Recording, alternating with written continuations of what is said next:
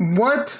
What are you talking about? I sold Tesla. What do you mean pending withdrawal? Hey, Google, call Robinhood. Calling Robinhood. Thank you for calling Robinhood. To reach customer support, please submit the request by visiting support.robinhood.com and a representative will get back to you as soon as possible. If you have an urgent trading need, Yes. be sure to include any relevant details about your position.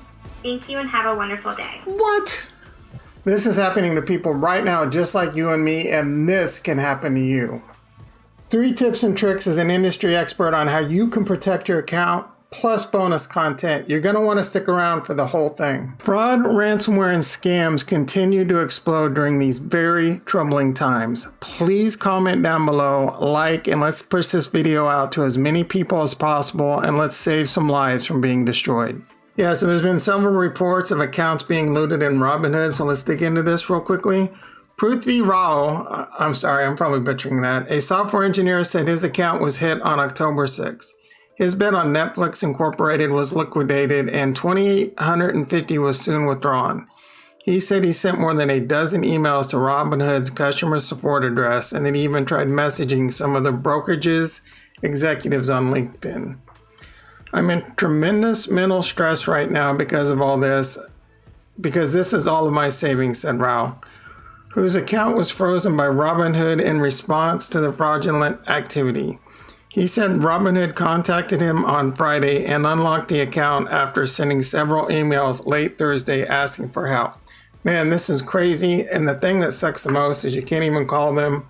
This does concern me deeply, and I am seriously considering moving my money out of Robinhood, even though I like so much of what the platform has to offer. But yeah, man, again, this is some scary stuff. So the most troubling thing in this article is they said they had set up two-factor authentication, 2FA, MFA, and that they are certain that their passwords are unique from all others, including her email. Neither believe they had been duped by phishing scams or malware.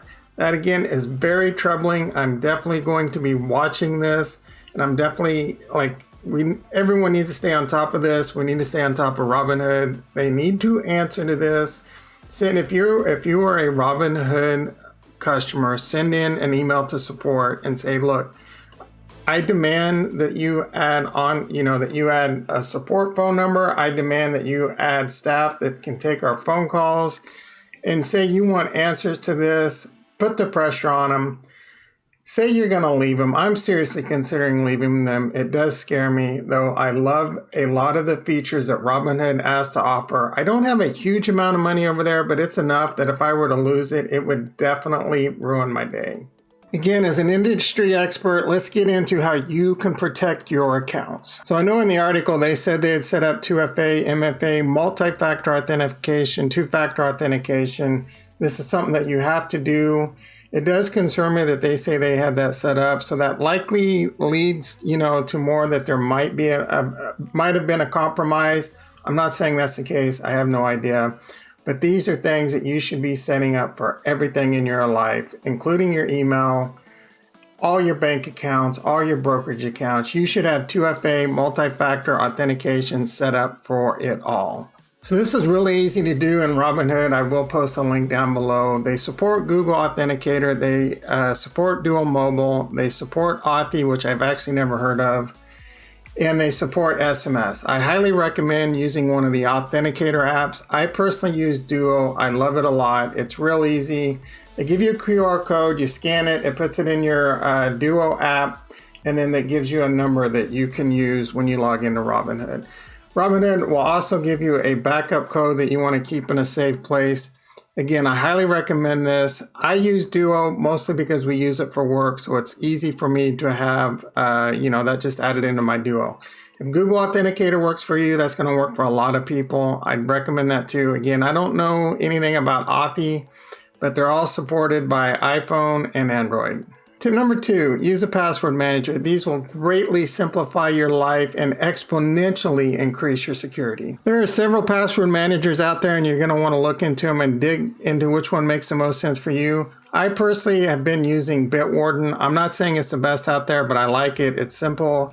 It's easy to use. I have used LastPass in the past, but Currently, I like Bitwarden. Bitwarden's really cool because there's and you know, most of these have these, but they have extensions. You can add them to all your browsers, and they have an app that you can add to your phones. You have a vault, you put your accounts in there, you put your passwords in there. It works great when you're going to these places into a browser, it autofills it in for you. And if you're using an application, you can just go to your vault, copy it, paste it in. So you can have super long, complex passwords. You don't have to worry about it. And yeah, man, they work great. Another thing I like about Bitwarden is that it does integrate with apps like Duo and Google Authenticator, so you can even protect your login to your vaults. One of the great things about all these password managers, or most of them, is they have applications that you can put on your phone. These vaults with your accounts and your passwords sync across all devices. The first time you log into an app, or if it's doing a password check where it wants you to re-enter your password, you can easily open it up in the application, copy and paste it into your app. Tip number 3, it's all about layers when it comes to security, and it's no different when it comes to having your accounts compromised.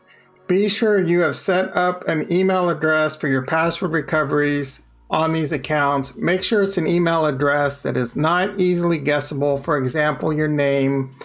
And most importantly, make sure that they are set up with two-factor authentication too. All right, let's get into some bonus tips and tricks. It may seem obvious, but I still see people make these mistakes all the time. Avoid emails that you don't know who the sender is. Do not click on links. Do not click on downloads. Do not download PDFs ever. Do not download Office documents ever unless you really know who they're coming from. Links in the email, they're going to be coming with things like an alert on your credit card, an alert on your bank account. They're going to have fraudulent man-in-the-middle attacks where they're going to get your information.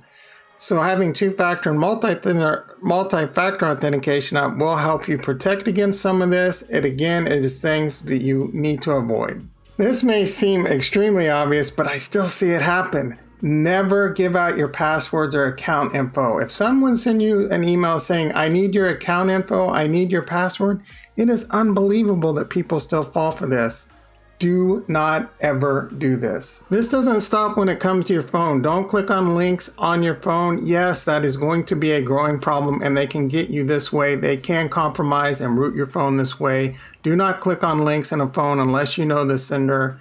And most importantly, you got to be careful of all these scams coming just from calls like, this is a Social Security Department. This is important. You must stay on the line. They're prosecuting you. Things like this. Immediately go Google the message if you hear something weird, and you'll immediately be put onto the fact that this is a scam. You've always got to be thinking. You've always got to be watching. They're out there to get your money. My last bonus tip, and this one is very important, use a good antivirus, keep it up to date, and keep your OS patched. Make sure that you're constantly keeping your Windows computers, your Mac computers updated for security updates.